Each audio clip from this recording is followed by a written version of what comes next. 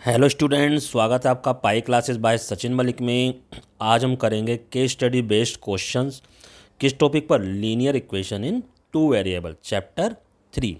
तो देखो, ये पैसेज वन दे रखा है, फिगर दे रखी है। इस फिगर के बारे में अब आपको समझाया हुआ है। चलिए, इंग्लिश में लिखा हुआ, मैं इसकी हिंदी करके बताता हूँ आपको। Sheela went to a fair in her village. Sheela अपने गाँव में एक मेले में जाती है। She wanted to enjoy rides on giant wheel. Giant wheel सबने देखा, जो ऊंचा गोला होता है पहिए जैसा, जिस पे ये जो इसमें दिखाई दे रहा है, ये जिसमें हम ट्रॉली लगी होती है और इस पर बैठ के हम झूलते हैं, वो इसको एंजॉय करना चाहती है। And want to play hoopla, और हुपला खेलना चाहती है। हुपला क्या है? ये रिंग। ये रिंग जिस भी सामान पर गिरेगी वो सामान हमारा अपना हो जाता है। ये गेम होता है, इसी को इसको समझाया हुआ है। कहता the number of times she played hoopla, जितनी बार उसने हुपला खेला, इज हाफ, वो हाफ आधा है, the number of times she rides on giant wheel, यानी जितनी बार वो जाइंट व्हील पर झूलती है उससे आधी बार वो हुपला खेलती है। फॉर एग्जांपल, अगर उसने 10 बार जाइंट व्हील की राइड ली है तो वो 5 बार हुपला खेलती है। दोनों में आधे का अंतर है, ठीक है। यानी जाइंट व्हील डबल है हुपला से, और हुपला क्या है? आधा है जाइंट व्हील से। आगे वो कहती है if each ride on giant wheel ₹3। Giant wheel की जो कॉस्ट है वो ₹3 है, और होपला की जो कॉस्ट है वो ₹4 है, तो वो ₹20 खर्च करती है। अब ज़रा यहाँ से ध्यान देखो, जाइंट व्हील और होपला दोनों का देखो। अगर जाइंट व्हील 4 टाइम्स घूमती है तो होपला कितनी बार घूमेगी? 2 बार। जाइंट व्हील की कॉस्ट है 3, होपला की कॉस्ट है 4। दोनों को ऐड कर लो, 12 + 8 20 हो गया, क्योंकि 20 ही रुपये है तो 20 रुपये में इस तरह से वो कर लेती है, अकॉर्डिंग टू दिस क्वेश्चन जो यहाँ पर गिवन है, ठीक है। चलिए आगे इसके क्वेश्चंस करते हैं हम। कहता है यहाँ तक देखते हैं। What is more number of times she played giant wheel, कितनी ज़्यादा बार वो जाइंट व्हील झूलती है या उसको प्ले करती है, देन सी प्लेड्स होपला, होपला के मुकाबले। देखो, होपला के मुकाबले जाइंट व्हील क्या है? डबल, क्योंकि होपला जाइंट व्हील के बारे में पूछा गया। अगर होपला पूछते हैं तो आधा, तो 2 टाइम्स डबल है ना, तो दिस इज द आंसर। आगे कहता है how much did she spend in playing hoopla. अभी मैंने ऊपर आपको करके दिखाया था, 4 × 3 + 2 × 4, ये हमारा जाइंट व्हील का था और ये हमारा होपला का था। तो कितने रुपीज़ उसने खर्च करे होपला पर? ₹8। तो इससे हमने ये इजीली फाइंड आउट कर लिया है। आइए आगे क्वेश्चन है हमारे पास। How many times she can ride giant wheel only, only giant wheel. अगर उसके पास ₹20 हैं तो ये ध्यान देना, यहाँ जाइंट व्हील ओनली। तो बट जाइंट व्हील की राइड की कॉस्ट क्या थी? ₹3। तो ₹20 में मैक्सिमम कितनी बार वो जा सकती है? 6 बार। ₹2 उस पर बच जाएंगे, कोई बात नहीं। तो 6 बार वो जाइंट व्हील झूल सकते हैं। होपला ओनली कितनी बार वो प्ले कर सकती है ₹20 में? 4 × 5 = 20, तो 5 टाइम्स, ठीक है। ये होपला ओनली और जाइंट व्हील दोनों को मिक्स नहीं कह रहा वो। अब आगे question 5, how much did she spend on riding the giant wheel. ये का अब इसमें जाइंट व्हील ओनली की बात नहीं है। ये जो मैंने ऊपर इक्वेशन बनाई थी, 4 × 3 + 2 × 4, ये जाइंट व्हील के लिए था और ये हमारा होपला के लिए था। तो होपला पर उसने ₹8 खर्च करे थे, जाइंट व्हील पर उसने ₹12 खर्च। तो कितने रुपीज़ उसने खर्च कर दिए? ₹12, ठीक है। तो इस तरह से बेटा ये वाला क्वेश्चन हमारा कंप्लीट होता है। तो इसका आंसर फर्स्ट है, ₹12। आइए चलते हैं नेक्स्ट क्वेश्चन पर। देखो, नेक्स्ट क्वेश्चन में हमें ये 3 लाइन दे रखी हैं। इसका आगे जो इसकी थ्योरी दे रखी होगी उसमें यही बता रखा कि जो पहली जो फिगर है उसमें ये इंटरसेक्टिंग यानी प्रतिच्छेदी रेखाएं दे रखी हैं, दूसरी में समांतर यानी पैरेलल लाइंस दे रखी हैं, और तीसरी में कोइंसिडेंट यानी संपाती रेखाएं दे रखी हैं, जो एक के ऊपर जो एक आ जाती है, ठीक है। अब यही आगे लैंग्वेज में लिखकर समझाया गया है, फिर उसके ऊपर हमारे क्वेश्चन पूछे गए हैं, करते हैं उनको। देखो, ये सब चीज़ वही है, इसमें जो भी लिख रहा है वो ऊपर लाइंस के बारे में है कि पहली लाइंस में क्या दिखाया गया, दूसरी लाइंस में क्या दिखाया गया, ठीक है। ये सब वही चीज़ इसमें बताई गई है। आगे कहता है in figure 1 are the lines are intersecting, yes, पहली में इंटरसेक्टिंग थी, yes. In figure 2 are the lines aligned, ठीक है। How are the lines aligned, कैसी थी? उसमें पैरेलल थी, दूसरे में समांतर थी। अब तीसरे में कैसी थी, कॉन्सिडेंट थी। क्या करा, how are the lines coincident, intersecting और पैरेलल। उसमें कॉन्सिडेंट थी, एक के ऊपर एक आ रही है हमारे पास। क्वेश्चन नंबर 4 कहता है how is the geometrical representation of line equation. Geometrical representation क्या होता है, टू वेरिएबल की जो लीनियर इक्वेशन होती है क्या होती है, वो एक स्ट्रेट लाइन आती है, ठीक है, एक की। तो स्ट्रेट लाइन कर्व कभी भी नहीं आती। नाउ क्वेश्चन नंबर 5 कहता है if there are two lines, अगर दो रेखाएं हैं हमारे पास, represented by linear equation in two variable, are they consider together, क्या उनको हम इकट्ठा कंसीडर कर सकते हैं। येस, नो और डिपेंड इसके आंसर हैं। तो बेटे डिपेंड करता है, क्वेश्चन में क्या कंडीशन दे रखी है, इसका आंसर आएगा डिपेंड्स। वो पूछ रहा क्या उनको हम इकट्ठा ले सकते हैं, इट डिपेंड्स। इसके लिए येस और नो हम नहीं बोल सकते, ठीक है। आइए चलिए करते हैं नेक्स्ट क्वेश्चन। देखो ये नेक्स्ट क्वेश्चन है, क्या है, Prakala went to a stationery shop जिस पर काफ़ी किताब वगैरह मिलती हैं, और उसने परचेज करी, खरीदी 2 पेंसिल एंड 3 इरेजर, कितने रुपीज़ में, 10 में। तो अगर मैं इसकी इक्वेशन बनाऊंगा तो क्या बनेगी, 2x प्लस के 3y इज इक्वल टू 10। इसको ध्यान रखना क्योंकि क्वेश्चन में पूछी जाएगी।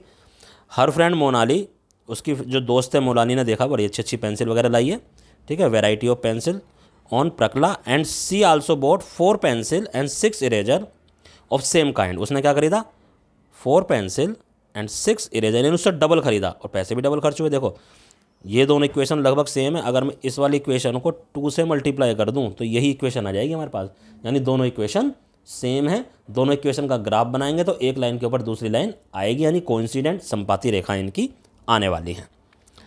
आगे कहता how many pencil did Prakala purchase, कितनी पेंसिल करी उसने, 2। तो पहला ही इसका आंसर आ जाएगा।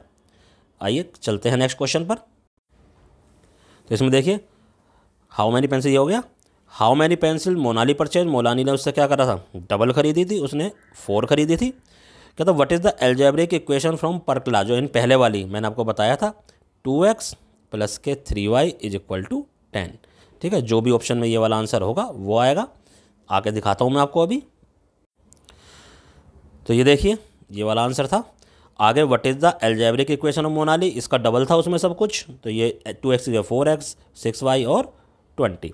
कहता what can be concluded from both the equation, अगर ये दोनों इक्वेशन को ग्राफ पर बनाया जाए तो क्या होगा, द लाइन्स आर कंसाइडिंग, क्योंकि दोनों इक्वेशन सेम ही हैं, अलग नहीं है, बस वो उसको 2 से मल्टीप्लाई करके आ गई है। तो इसका जो ग्राफ बनेगा वो कंसाइडिंग आएगा, यानी एक लाइन ऐसे आ गई, फिर दूसरी लाइन भी इसी के ऊपर ही आने वाली है, ठीक है। करिए नेक्स्ट क्वेश्चन करते हैं, चलिए। देखिए ये है हमारा नेक्स्ट क्वेश्चन। इसमें फादर अपनी डॉटर के साथ खड़ा हुआ है, फिगर बना के दिखा रखी है। फिर उसमें बता रहा है Moin tells his daughter, Moin अपनी बेटी से कहता है कि 7 ईयर एगो, 7 साल पहले, I was 7 times as old as you were, मैं तुम्हारी एज का 7 गुना था। आल्सो 3 ईयर फ्रॉम नाउ, यानी अब से 3 साल बाद मैं तुम्हारी एज का 3 गुना हो जाऊंगा। यानी अगर मोइन की एज x है, इसकी एज y है, प्रेजेंट एज, तो मोइन की एज 7 साल पहले क्या हो जाएगी, x माइनस 7, 7 साल पहले, और उसकी हो जाएगी y माइनस 7। तो x माइनस ये वाली जो एज है ये इससे 7 टाइम्स है, ठीक है। तो यहाँ से अब इसको मैं एक इक्वेशन बना के देखता हूँ, देखो क्या आता है, क्योंकि आगे यूज होगी। तो ध्यान से देख लो, x माइनस 7 बाई माइनस के 49, 7y को उधर ले जाएंगे हम, x माइनस के 7y, 7 को इधर ले जाएंगे, माइनस के 49 और प्लस के 7। तो x माइनस के 7y माइनस के 42, ये फर्स्ट इक्वेशन आ गई, ठीक है। अब 3 साल बाद क्या हो जाएगी, ये x प्लस 3 हो जाएगी और ये y प्लस 3 हो जाएगी, लेकिन इसके बाद भी ये फादर की एज उससे 3 गुना है। तो x plus 3, 3y plus 9, 3y इस साइड आ गया, x माइनस 3y, 3 उधर जगह माइनस हो गया 6, ये हमारी सेकंड इक्वेशन आ जाएगी। तो इन दोनों इक्वेशन को याद रखना क्योंकि इनके ऊपर ही क्वेश्चंस अब पूछे जाने हैं, ठीक है।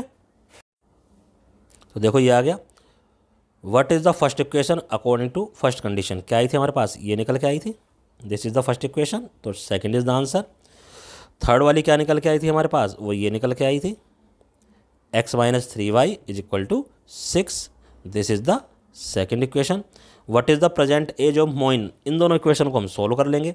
क्या है, x माइनस के 7y माइनस के 42 और x माइनस के 3y और इक्वल टू 6। माइनस कर दो, माइनस प्लस माइनस, क्योंकि x का कोफिशिएंट पहले से इक्वल है, तो ये आएगा माइनस के 4y और इधर आ जाएगा माइनस के 48। ये कट गया हमारे पास। y की वैल्यू क्या आ गई, 48/4 यानी 12, यानी जो बेटी है उसकी एज निकल के आ गई। अब y की वैल्यू 12 कोई सी भी इक्वेशन में रख दो, मान लो हम सेकंड इक्वेशन में रख देते हैं, x माइनस 3y, 3y का मतलब 36 equal to 6, x equal to हो जाएगा 42 उधर जाके। तो फादर की एज क्या आ गई, मोइन की एज आ गई 42 और बेटी की एज है 12। आइए अगले क्वेश्चन करते हैं अब। What is the present age of Moin's daughter. तो डॉटर की एज क्या है 12, उसकी 42 थी, हमने क्वेश्चन को सोल्व कर लिया था। ठीक है, नेक्स्ट देखो, ट्रू और फॉल्स बताना। When the equation are plotted on the graph, two lines are parallel. False, क्योंकि x और y दोनों की वैल्यू अलग अलग निकल गई है। अगर ये पैरेलल होंगे तो इनकी वैल्यू ही नहीं फाइंड आउट हो सकती, यानी दो लाइन ऐसे आएंगी तो ये टच ही नहीं कर रही एक दूसरे को, कहीं कट ही नहीं कर रही, तो इनका आंसर नहीं निकल सकता। लेकिन यहाँ तो आंसर निकल गया, तो दिस इज फॉल्स। आइए करते हैं नेक्स्ट क्वेश्चन। ये है हमारा next question. The coach of cricket team का कोई कोच है, वो बाय करता है 3 बैट और 6 बॉल वो बाय करता है। कितने रुपए में, 3900 रुपये में। अगर यहाँ से मैं इक्वेशन बनाऊंगा तो क्या बनेगा, 3x प्लस के 6y इज इक्वल टू 3900। ये पहली इक्वेशन बन गई। Later she buys another bat, उसके बाद कुछ टाइम बाद अनदर बैट यानी कि एक बैट वो खरीदता, 3 बॉल खरीदता, x प्लस के 3y कितने रुपए में, 1300 रुपये में। ये हमारी सेकंड इक्वेशन बन गई। तो what is the first equation. First equation क्या बन रही है, देखो ये रही ऊपर, पहला क्वेश्चन आ गया इसका। देखते हैं नेक्स्ट क्या पूछा गया, what is the second equation. Second equation हमारे पास क्या है, ये थी x प्लस के 3y इज इक्वल टू 1300। पहली थी 3x प्लस 6y 3900, दूसरी थी x प्लस के 3y 1300। इसी के ऊपर आगे क्वेश्चन पूछे जाने हैं। देखो क्या पूछा है, what is the value of y अगर x की वैल्यू 0 हो इन फर्स्ट स्टेटमेंट, यानी फर्स्ट स्टेटमेंट ये वाली थी। अगर x की वैल्यू 0 हो जाए, x की वैल्यू 0 होने का मतलब है ये सारी वैल्यू 0 हो गई, तो क्या हो गया, 6y इज इक्वल टू 3900 आ गया। y इक्वल टू 3900 अपॉन 6, इसको काट दो, 6 6 जा 36, बचे 3, 6 5 जा, और ये 650 इज़ द आंसर। अगर इसी इक्वेशन में मैं y की वैल्यू 0 रख दूँ, y की वैल्यू तो 0 कर सकते हैं हम यहाँ पर, ये तो y की वैल्यू 0 करेंगे तो उधर क्या आ जाएगा, 3x इज इक्वल टू 3900 और x की वैल्यू क्या हो जाएगी, 1300। तो ये भी क्वेश्चन पूछा जा सकता है। ठीक है, आइए करते हैं नेक्स्ट क्वेश्चन। देखो ये है, what is the value of x if y is equal to 0 in first statement. अभी मैंने करके दिखाया था, क्या आई थी, 1300 आई थी। नाउ ये बहुत अच्छा क्वेश्चन है, what is the when the lines are plotted on the graph. अगर इनको हम ग्राफ पे प्लॉट करें तो ये दोनों कहाँ मीट करेंगी एक दूसरे को। अब उसके लिए हमें सोल्व करनी पड़ेंगी। देखो मैं सेकेंड इक्वेशन को मैं 3 से मल्टीप्लाई कर देता हूँ। तो पहली इक्वेशन तो ये है ही हमारे पास 3900, और सेकंड को, इसको अगर मैं 3 से मल्टीप्लाई करूँगा तो 3x प्लस के 9y और ये 3900 माइनस कर दो, ये कैंसिल हो गया, ये भी कैंसिल हो गया, तो माइनस के 3y क्या आ गया 0, तो y की वैल्यू क्या आ गई 0, और y की वैल्यू क्या 0 कब होती है, एट x एक्सिस। तो कहाँ पर मीट करेंगी वो, एट x एक्सिस। ये इस तरह से हमें सोल्व करके पता चल गया। अगर y की वैल्यू 0 रखने पर x की वैल्यू, देखो y की वैल्यू अगर मैं यहाँ 0 रख दूंगा तो x की वैल्यू क्या आ गई 1300, तो x की वैल्यू 0 तो नहीं आ रही। अगर x की वैल्यू भी 0 आ जाती तो ओरिजिन हो जाता, लेकिन क्योंकि y की वैल्यू 0 है तो हम इसको x एक्सिस ही बोलेंगे, क्योंकि पॉइंट क्या आएगा 1300 और 0। ठीक है, ये पॉइंट आएगा, तो इसमें y की वैल्यू 0 है, तो इसीलिए x एक्सिस पर मीट करती है। ये है नेक्स्ट क्वेश्चन। देखो ये फ्रूट्स दिखा रखे हैं कुछ इसमें, और इस फ्रूट्स के ऊपर यहाँ पर बताया हुआ है इन्होंने कि 2 kg Apple 1 kg grapes. 2 kg Apple यानी 2x, अगर x हमको x वेट मान लें, उसका रेट मान लें किसका, एप्पल का, तो 2x प्लस y ये आ गया 160 रुपीज़ में। तो ये तो फर्स्ट इक्वेशन बन गई। After a month cost change हो गई, तो 4 kg एप्पल 2 kg ग्रेप्स, ये आते हैं हमारे 300 रुपये में। ठीक है, तो दो इक्वेशन बन गई, 2x plus Y is equal to 160 और इधर क्या बना 4x plus 2y is equal to 300। अगर मैं इस इक्वेशन को थोड़ा सा सोल्व करूँ बन जाएगा 2x प्लस वाई और इधर हो जाएगा 150। ठीक है, एक्चुअल में ये वाली इक्वेशन है। तो आइए, ये एक्चुअल में दूसरी इक्वेशन ये वाली बन गई है। देखो दोनों इक्वेशन कैसी हैं, 2x plus Y 2x plus Y दोनों में सेम आ रहा। अगर मैं इनको सोल्व करूँगा तो मान लो पहली इक्वेशन में दूसरी इक्वेशन माइनस करूँगा तो 2x भी कट जाएगा, y भी कट जाएगा, यानी x और y दोनों ही कट जाएंगे, कोई सोल्यूशन यहाँ पर इसका नहीं निकलेगा। आइए करते हैं क्वेश्चन में देखते हैं क्या दे रखा है। ये है हमारे पास क्वेश्चंस। तो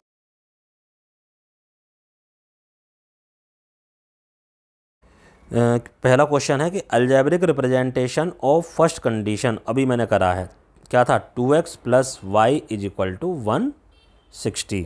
the algebraic equation of the second equation वो क्या थी 4x plus 2y is equal to 300।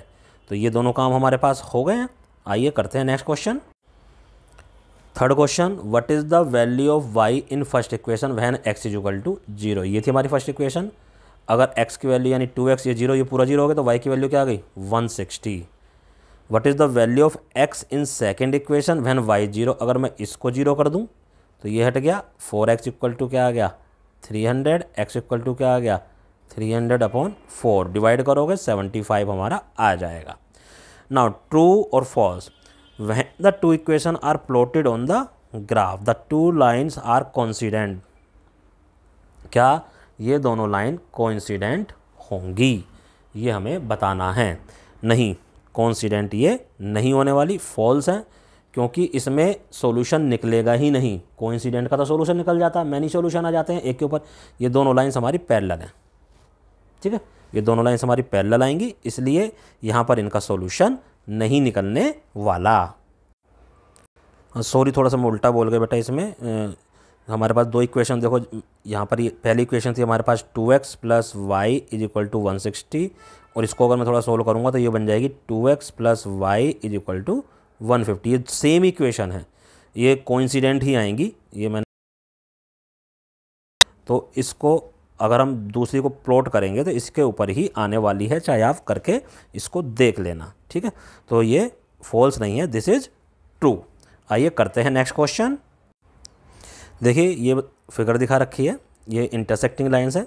आगे कहता है a pair of linear equation, यानी दो लीनियर इक्वेशन नो सॉल्यूशन। अगर उनका नो सॉल्यूशन है यानी कोई सॉल्यूशन उनका नहीं निकल रहा है, और नो सॉल्यूशन कब होता है जब लाइन पैरेलल होती हैं, इज कॉल्ड इनकंसिस्टेंट। तो उनको हम इनकंसिस्टेंट पेयर हम बोलते हैं, पेयर ऑफ लाइंस। ठीक है, और ऐसा कब होता है जब लाइंस पैरेलल होती हैं। ठीक है, a pair of linear equation in two variable which have solution, जिसका सॉल्यूशन होता है। देखो ये तो हो गई इनकंसिस्टेंट। ठीक है, इनकंसिस्टेंट, और जिसका भी सॉल्यूशन, क्योंकि इनका सॉल्यूशन नहीं निकलेगा, ये नो सॉल्यूशन है, और जिसका भी सॉल्यूशन निकलेगा, चाहे एक सॉल्यूशन निकले चाहे ज़्यादा सॉल्यूशन निकले, उनको हम कंसिस्टेंट बोलते हैं। ठीक है, is called consistent pair of lines. आगे कहता है a pair of line equation which are equivalent. Equivalent मतलब जैसे अभी ऊपर हमने करी थी, दोनों बिल्कुल एक जैसी लाइन है। ठीक है, आई थी ना दोनों, 2x plus y equal to 160, 2x plus y equal to 150, वो दोनों इक्विवेलेंट हैं, खाली जो कॉन्स्टेंट वैल्यू है इक्वल के बाद की वो अलग है उनमें। Has infinitely many distant common solution, उनके पास इनफाइनाइट सोल्यूशन होते हैं।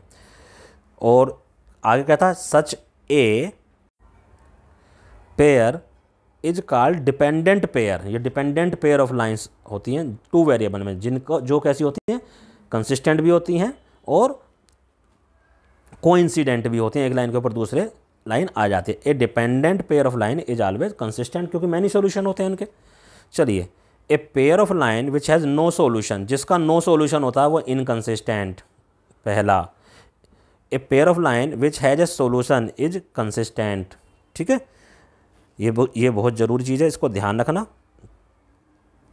अब यहाँ देखो इसमें क्या कहता है, क्वेश्चन नंबर 3 कहता है ट्रू और फॉल्स बताओ। A dependent pair of lines is always inconsistent. नहीं, गलत। ठीक है, फॉल्स है ये।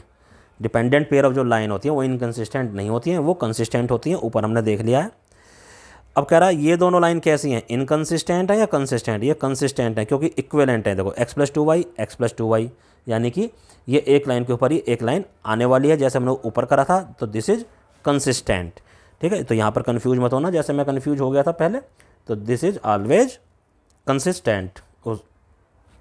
ठीक है, तो इस तरह से हम इनको कर लेते हैं। सॉरी, तो इस तरह से ही हमारे पास आ गई हैं। आइए करते हैं नेक्स्ट क्वेश्चन। आइए ये वाला क्वेश्चन करते हैं। देखो इनमें थोड़ा सा कन्फ्यूजन बेटा ये हो जाता है, कई बार मैं भी कन्फ्यूज हो जाता हूँ। अगर मैं इसमें से 2 कॉमन ले लूँ और ये हो जाएगा x माइनस के 2y इज इक्वल टू 2, तो यहाँ से कट गया, तो ये देखो तो बिल्कुल ही सेम हो गई। ठीक है, तो इसके तो मैनी सोल्यूशन आएंगे, ये कंसिस्टेंट होगी, लेकिन इसमें थोड़ी सी एक दिक्कत ये है कि ये वाली पोर्शन दोनों में अलग है, इसलिए ये इनकंसिस्टेंट है। तो इसमें तो मेरे को बार बार कन्फ्यूजन हो रही है मेरे को भी, तो इसको बेटा ध्यान से समझना। जब ये दोनों लाइन बिल्कुल सेम आ जाएं, डिट्टो, इधर का पोर्शन भी और इधर का पोर्शन भी, तब तो ये कंसिस्टेंट होंगी, यानी इनके इनफाइनाइट सोल्यूशन होंगे। अगर ये दोनों पोर्शन सेम हैं लेकिन इधर वाली वैल्यू सेम नहीं है, तब ये इनकंसिस्टेंट होंगी। तो ये बार बार अभी पहले भी मेरे को कन्फ्यूजन हुआ था इसमें, तो ये मैं दोबारा आपको क्लियर कर रहा हूँ, तो इसका बेटा ध्यान रखना आप बहुत अच्छे से। ठीक है, now next question. 10 student of class 10 took part in mathematics quiz. 10 बच्चों ने पार्टिसिपेट करा किसी मैथमेटिक्स क्विज में। अब इसमें जो 10 बच्चे हैं, इनमें से कहता है the number of girls is 4 more than the number of boys, यानी जितने बॉयज़ हैं उससे 4 ज़्यादा गर्ल्स हैं उसमें। नंबर ऑफ बॉयज़ को x से दिखा रखा है और नंबर ऑफ बॉयज़ को y से दिखा रखा है। The algebraic expression of the first condition, total कितने बच्चे हैं 10 और नंबर ऑफ बॉयज़ x है, तो ये क्या हो जाएगा x plus Y is equal to 10। Second condition क्या थी, देखो हमारे पास जो गर्ल्स हैं वो 4 ज़्यादा हैं किससे, बॉयज़ से। ठीक है, यानी कि बॉयज़ क्या है x और ये क्या है y, तो ये वैल्यू इससे 4 ज़्यादा है। ठीक है, या तो इसमें 4 जोड़ देंगे तो बराबर हो गई, तो x minus y is equal to -4, ये सेकंड कंडीशन हो गई हमारे पास, क्योंकि पूछी जाएगी सेकंड भी। ठीक है, फर्स्ट वाले का तो आंसर ये आ गया। आइए नेक्स्ट करते हैं। देखो आ गया, नेक्स्ट में पूछा जा रहा है ना, क्या कह रहा है, the algebraic expression of the second condition. Second condition की एल्जेब्रिक एक्सप्रेशन क्या आई थी हमारे पास, x-4 ये आई थी, और फर्स्ट वाले की क्या आई थी, ये वाली आई थी। तो x plus y equal to 10, इसको सोल्व कर लेते हैं क्योंकि आगे इसके ऊपर क्वेश्चन भी पूछे जाएंगे। इसको माइनस करा, वो माइनस करने की जरूरत नहीं है, पहले से साइन अलग है। 2x इक्वल टू 6, तो x की वैल्यू क्या आ गई 3, और x क्या है बॉयज। अब x की वैल्यू 3 है तो y की वैल्यू क्या आ जाएगी 7। ठीक है, y क्या है गर्ल्स। ठीक है, इतना क्वेश्चन आ गया। आगे करते हैं क्योंकि इसी पर डिपेंड है आगे क्वेश्चन। ये देखो नंबर ऑफ बॉयज़ कितने निकल के आया, अभी x की वैल्यू क्या आई थी 3, हो गया ना इस तरह से ही, तो हम इसलिए इसको जल्दी से solve. Now number of girls 7 निकल के आया था। आगे कहता, देखो क्या आया था हमारे पास, x की वैल्यू 3 और y की वैल्यू हमारे पास क्या आया था 7, यानी ये कहाँ पर मीट कर रहे हैं 3 और 7 पर मीट कर रहे हैं। आगे कहता अगर इस ग्राफ को हम इसे ग्राफ पे बनाए दोनों को, तो ये दोनों according to 2 equation obtained from the statement they meet on, कहाँ मीट करेंगी, on x axis on y axis. देखो x एक्सिस पर तो तब मीट करती है अगर y की वैल्यू 0 आ रही होती, तो y की वैल्यू 0 नहीं आ रही। y एक्सिस पर तब मीट करती है जब x की वैल्यू 0 आ रही है, वो भी 0 नहीं आ रही, तो इसका मतलब आंसर इज नन। तो इस तरह से हमारा ये क्वेश्चन कंप्लीट होता है। अब नेक्स्ट क्वेश्चन वही इरेजर और पेंसिल के ऊपर है डिपेंड। ठीक है, करते हैं इसको। देखो कहता है 5 पेंसिल 7 और 7 पेन, तो 5 पेंसिल तो x मान लिया, 7 पेन y मान लिया, ये 50 हो गए। अगले में 7 पेंसिल 7x प्लस के 5y, ये हो गया 46 हो गया हमारे पास।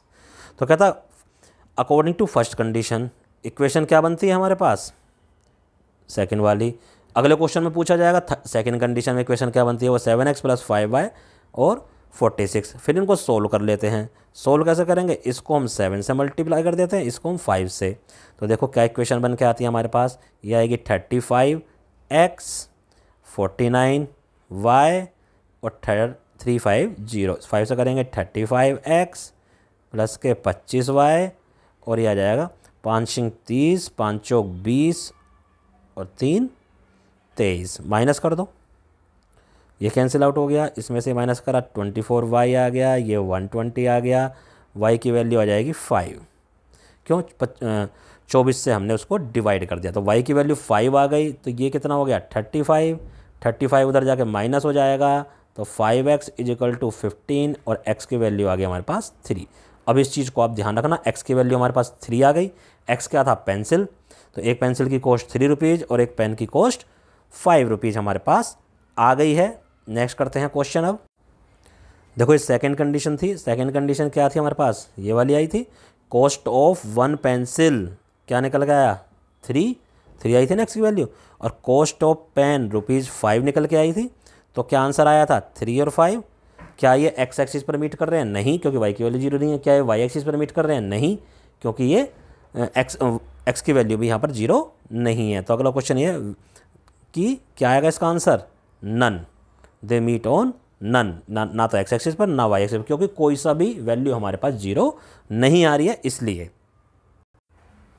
देखो इसी टाइप का क्वेश्चन ये है, 2 पेन एंड 3 रूलर, और तो ये हो गया हमारे पास 2x प्लस के 3y इक्वल टू 9। फिर आगे है 4 पेन यानी 4x प्लस के 6y इज इक्वल टू 18। ये आ गया हमारे पास।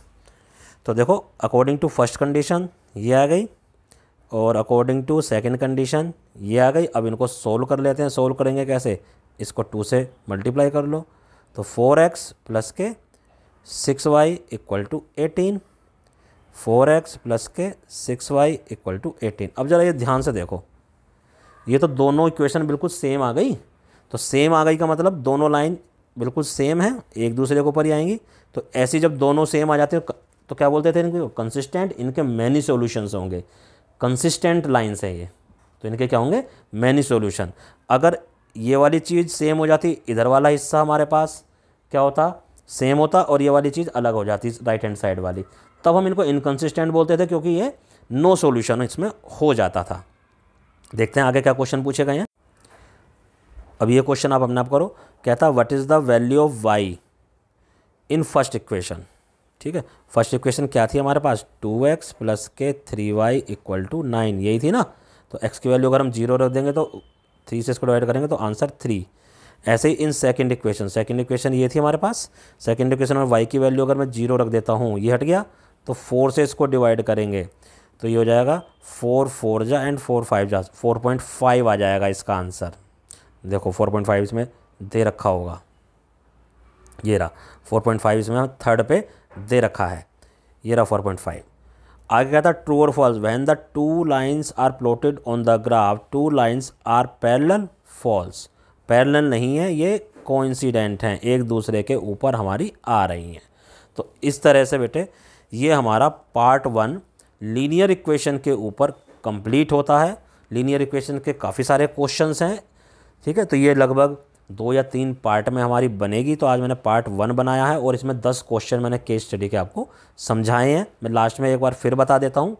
अगर दोनों इक्वेशन ये हैं, इधर वाली वैल्यू, ये left hand side value same है, और ये वाली वैल्यू हमारी कौन सी? इधर right hand side value, these are different, यानी ये और मान लो ये हमारी 11 है और इधर ये हमारे 10, ये डिफरेंट है, तो नो सॉल्यूशन और इनकंसिस्टेंट। अगर दोनों साइड की वैल्यू बिल्कुल सेम आ रही हैं तो मैनी सॉल्यूशन और कंसिस्टेंट। ये कभी कभी मुझे भी कन्फ्यूजन हो जाती है, लेकिन ध्यान से इसको समझ लेना। ठीक है, इसकी प्रैक्टिस करो बेटा इन क्वेश्चंस की। अब आगे जितने भी चैप्टर आने वाले हैं उनमें बहुत सारे क्वेश्चंस बनते हैं केस स्टडी के, मैं काफ़ी तुम्हें प्रैक्टिस कराऊंगा। तो हो सकता है एक चैप्टर के ऊपर 2 या 3 पार्ट बन जाएं।